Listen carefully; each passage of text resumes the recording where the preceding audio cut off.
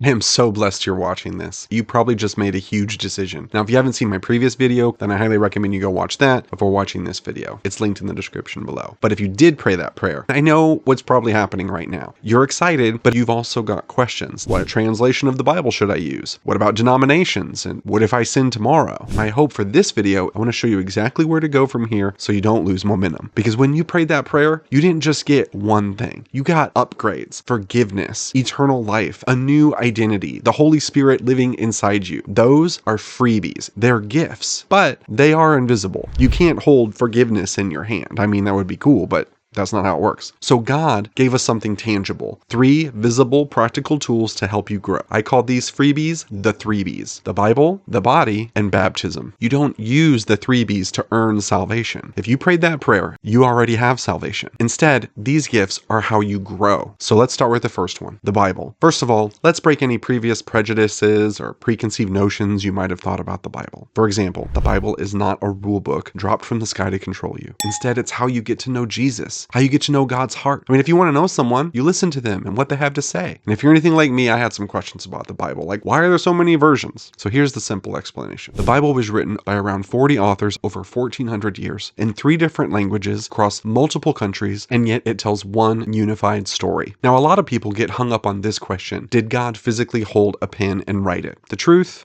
No, it's inspired by God. And I know a lot of people hear that and balk at that answer. Instead, consider a composer. The composer doesn't play every instrument. The strings sound different than the brass. The brass sounds different than percussion. And yet, it's all one masterpiece. The Bible works in the same way. Moses sounds different than David. Paul sounds different than John. Different voices, different styles. But it's all one divine story, all pointing back to God. Now, as you read, these writers, they're not perfect. Sometimes they fail, and we learn from their failures. Yet God worked through them. That's what inspired by means. Now you might be thinking, okay, that's all good, but if God didn't actually write it, then how do we know this is all actually from God and not just a collection of ancient stories? Now, here's what settled it for me. If Jesus really walked out of that grave, and there is strong historical evidence that he did, and Jesus affirmed the Old Testament is true, then it's true. And Luke 24, after the resurrection, Jesus walks through the Old Testament and shows how it all points to him. So if I trust Jesus, then I trust what he trusted. Now let's talk about Bible translations. They were translating from Hebrew, Aramaic, and Greek. Some translations lean more word for word, like ESV or NASB. Others lean more thought for thought, like NIV or NLT. So what's the best translation? The serious answer is the one you'll actually read. And I realize that doesn't sound helpful on the surface, but the point is to not get stuck trying to find the perfect version, because there isn't one. They each bring something to the table. But if you're like me and spend 20 minutes at Baskin-Robbins sampling all the flavors before finally picking one, then I've got good news. You can do the same thing on the Bible app. No little spoons required. And if you don't have the Bible app, I'll link it in the description below. I use the ESV, my wife uses the NLT, but I encourage you to use what you'll actually read. I just encourage you to stick in the word for word or thought for thought translations. If you ever use a paraphrase Bible, use it as a supplement, not your main source. Now I have to warn you, no matter which version you choose, there will be moments where you will be reading and you'll go, whoa, hang on, the Bible says that? But that's the point. The Bible is the only book that reads you back. It cuts. It gets to the heart of the matter. Hebrews 4:12 says that the Word of God is living and active. It reveals what's really going on inside of us. So if you feel challenged, that doesn't mean something's wrong with the Bible. It means that the Bible is working on you. But here's where the wisdom comes in. Context is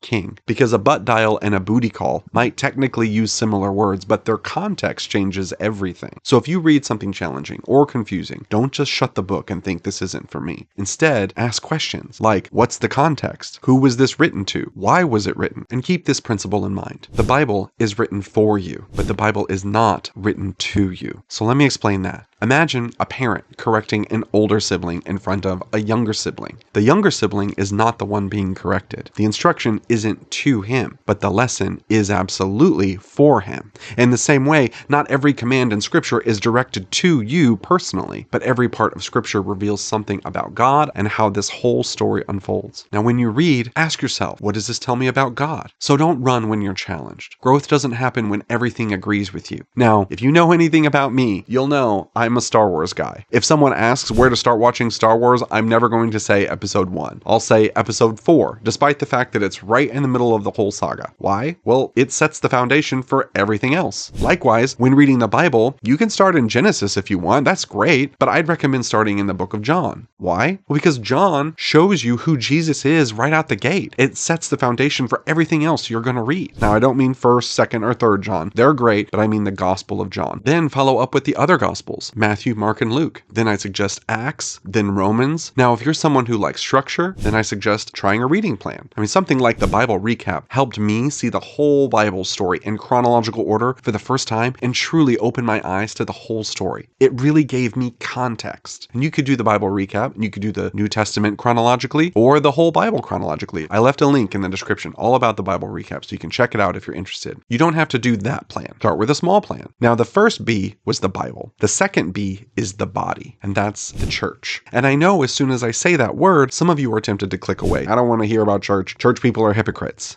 Yes. And so am I. So are you. The church is full of hypocrites, and they've got room for one more. I mean, my pastor once said, you'll never find a perfect church, and if you do, don't go there. You'll definitely mess it up. I mean, that's funny, but it's true. I mean, the goal is not to find a perfect church. The goal is to find a faithful one. I heard it said once that church is not a cruise ship for perfect people. It's a lifeboat to rescue people. Now, you might also be wondering about denominations. Catholic, Baptist, Methodist, Presbyterian, non-denominational. Which one is right? Well, most Bible-believing churches agree on the essentials. Jesus is Lord, and salvation is by grace through faith. There are differences in style and secondary issues, but don't let that paralyze you. Major on the majors, minor on the minors. People are gonna people, and they will always have opinions on the right denomination, but I'm asking you to rise above the noise and just start somewhere that teaches the Bible and points to Jesus. So here's your move. Google 3 churches in your area. Ask a friend if they have one they love. Go with them. I mean, growth happens in community, but doubt happens in isolation, and the enemy loves isolation. But that's not God's intention. The Bible calls the church a body. We need each other. So when you go church shopping, don't judge the church off the first song. Don't leave early. Give it a fair shot. I mean, ask yourself, was the teaching rooted in scripture? Did it point to Jesus? If it didn't, pray about it and try another one. You're not looking for perfection. You're looking for faithfulness. Now, the third B is baptism. A lot of people are on board with prayer. They're good with reading the Bible. They'll even try church. But when it comes to baptism, that's where people start backing up. Let's clear it up. Baptism is a symbol of death and new life. It's a picture on the outside of what's already happened on the inside. Now, let me be clear. Your salvation does not come from baptism. If it did, that would mean your salvation depends on something you did instead of what Jesus did. And remember how I said salvation comes by grace through faith? Well, baptism is obedience flowing from that faith. Think of baptism like a wedding ring. The ring doesn't make you married, but if you're married and you love that person, you're not ashamed to wear it. You wear it proudly. Baptism is you saying, I'm in. I belong to Jesus. Private faith that never goes public usually fades. And if you haven't been baptized, talk to a pastor about it. You don't need to know everything about the Bible. You just need to take the next step. Now, let me answer a few frequently asked questions that I know are floating around. Here's one. What if I sin tomorrow?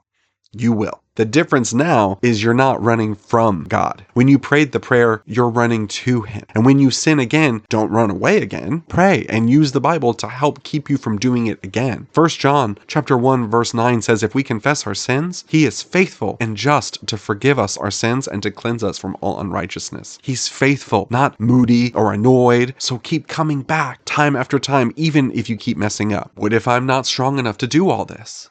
You're not. God doesn't expect you to be. That's why He gave you the Holy Spirit. He convicts, comforts, strengthens, changes you over time. And when you feel inadequate, pray. You're not bothering God. It can be anytime, anywhere, out loud or silent. And 2 Corinthians 12:9 says, my grace is sufficient for you, for my power is made perfect in weakness. So if you feel like you aren't doing it right, you're in good company. So now you've watched 2 videos. You've said the prayer. You've heard about the Threebies. You know about the Threebies. So what's the first thing? Here's the game plan. For the next 7 days, days. Read one chapter of John per day. Visit one church. And if you haven't been baptized, start the conversation. Not perfection, just movement. You don't even have to be baptized in your permanent church. If you do those 3 things this week, you're not just trying Christianity. You're building roots. It's normal to have doubts. It's normal to have questions, but don't let those steal what God just started. Now, if this helped you at all, hit subscribe. And if you know someone who's curious about faith, but nervous about church, then send them the first video and then send them this video. Go to church together. If you're starting the 7-day challenge, comment below and say, I'm in. I read every comment and I want to cheer you on because we're building something real. Now, let's take the next step. I'll see you in the next one.